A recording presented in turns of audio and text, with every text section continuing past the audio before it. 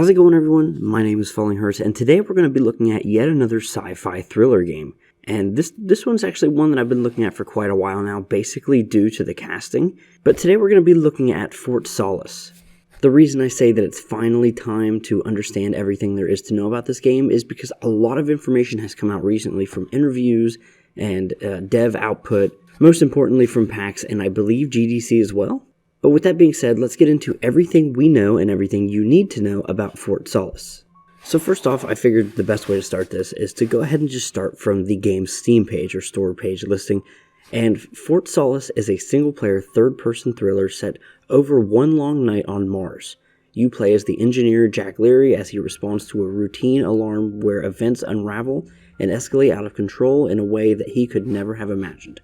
Now, of course, Jack Leary is played by Roger Clark. Many may know him as the protagonist, Arthur Morgan from Red Dead Redemption 2, so that was pretty much what caught everyone's eye. And to get it out of the way now, the game is set to release in Q3 of 2023, and it's going to be, so far, as of right now, on PC and PS5. That was recently announced as well. And if hearing this makes you unsure of what Q3 or quarter 3 of the year is, that starts with July and ends all the way at the end of September.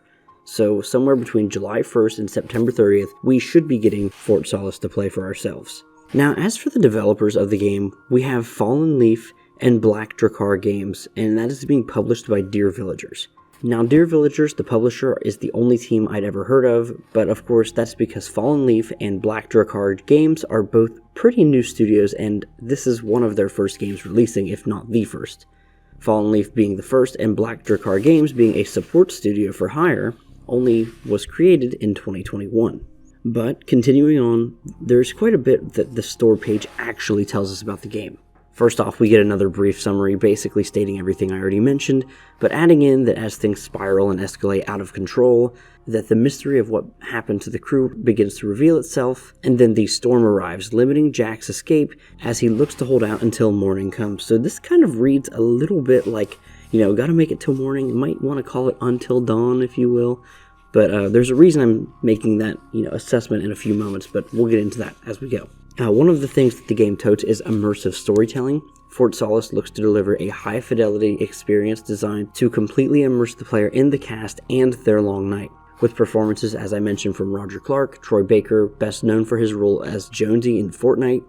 I'm just kidding, he's also Joel Last of Us. And then, of course, there's also Julia Brown, the character who is speaking to Jack Leary in his ear. Fort Solis looks to deliver emotion, fear, empathy, and much more with every chapter. And then, of course, as every kind of thriller game or horror game goes, supporting the core narrative are additional instances of story, such as audio log and surveillance footage of past and present events. And then, this is written really weirdly. Accompanying those are video logs recorded by all crew detailing the events before and perhaps even after the night the alarm was triggered at Fort Solis...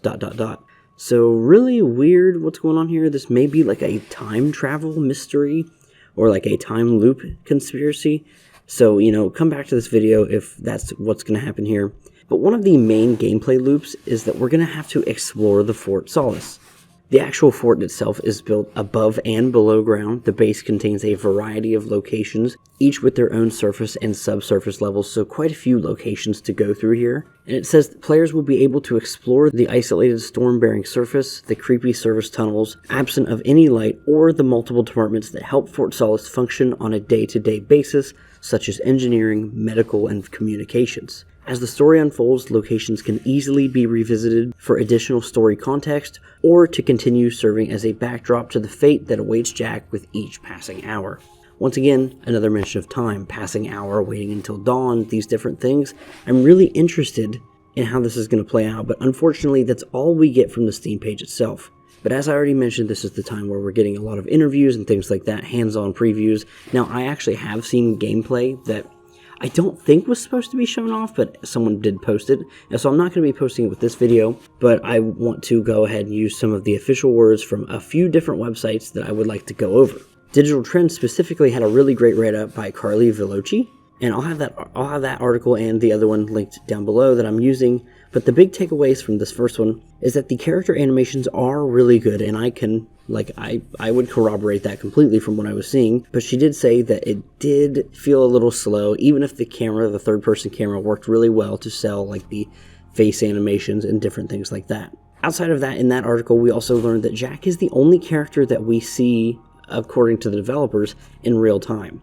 Meaning that Julia Brown's character, the character we talk to in the ear, or Troy Baker's character we see in the recordings, all of those characters like that are only going to be in recordings or over the ear. No other in-game asset characters are we going to be seeing directly. So very interesting to think about. Once again, reminds me a lot of Firewatch in a lot of ways. I'm going to draw that conclusion here, especially with the idea that we're going through a lot of the emotions. Firewatch was a lot about acceptance and grief, and I'm really curious to see what this game takes away from the human emotion idea. Now, once again, I doubt the devs want to spoil anything, so if any other characters do show up, that will be a situation that they don't want to reveal, especially if it's like towards the end of the game. So we'll see whether or not any other characters actually do show up or not. The other write-up that I wanted to talk about was from The Loadout, a website I've never heard of, mind you. But while speaking to the game director, James Tinsdale, the game will, according to them in their write-up, be 4 to 6 hours long. Now, I assume that the 2-hour difference between 4 to 6 hours is based off of if you're exploring more heavily or not,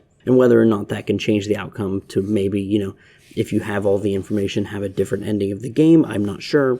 But they also mentioned that the game is very truly a AA and not a AAA game, and the time of the game reflects that, even if the visuals do not. And according to them, the director also mentioned that the price of the game will reflect both the amount of time spent and the budget of the game. Which to me, that basically reads that this game's probably going to launch at $40 to $50, not going to hit that $60 to $70 price point of a full AAA game. But personally, in my opinion, I don't believe time should impact the cost of a game, especially if it's good. If it's a $50 game, I'm still going to get it. If it's $40, I'll be happier, but I'll still get it. I don't really care. So really interesting. But stay tuned for more information about the game whenever that does happen. And with that being said, I really just want to kind of talk about gameplay that I've seen and gameplay that has been revealed up until this point. So clearly this game is story rich. There's, with the idea of a 4 to 6 hour runtime, very clearly high quality visuals, performances from well-known actors. It's clear that the emphasis of this game will be a one and done story, not a lot of side content, and definitely I don't believe any combat. I don't think that's the case. Now, there is like a HUD in the game world, of course. It's very diegetic. Reminds me a lot of Dead Space, specifically a game I reviewed recently. But the only other 2 bits of gameplay that truly stand out to me are the exploration and going through audio logs and computer terminals, different things like that, interacting with the environment. And then, of course, also the QuickTime events. But speaking mostly on the HUD itself, it's actually pretty interesting how they do it. First off, on the arm, we can look at things like the map to explore around and where we've been and where we haven't. But then also we see that we can look back at things like collectibles, which are like audio logs, videos and messages. But speaking on exploration itself, we actually see that the player picks up a node and is able to use it to override and unlock a door. And then as they use the computer terminal in that room, a little pop-up on the screen does say that you can use computer terminals to unlock doors as well. So once again, another way that puzzles can kind of be introduced into the gameplay here, which is really nice in both making the player think a little bit while they're playing and not just like a mindless interactive movie. But next up, as previously mentioned and promised, there are QuickTime events in the game. One of which being that you needed to move the stick to move out of the way of an object coming at you.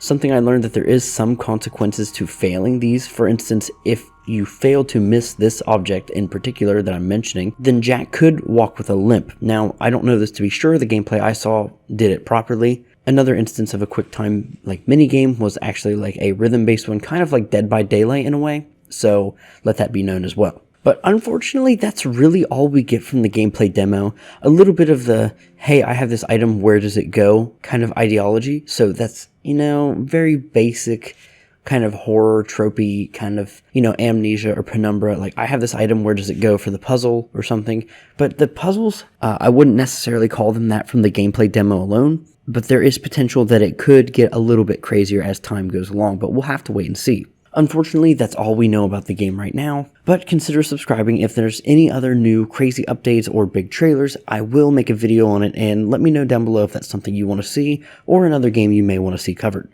Thanks for watching, my name is Falling Hertz, and yeah, goodbye.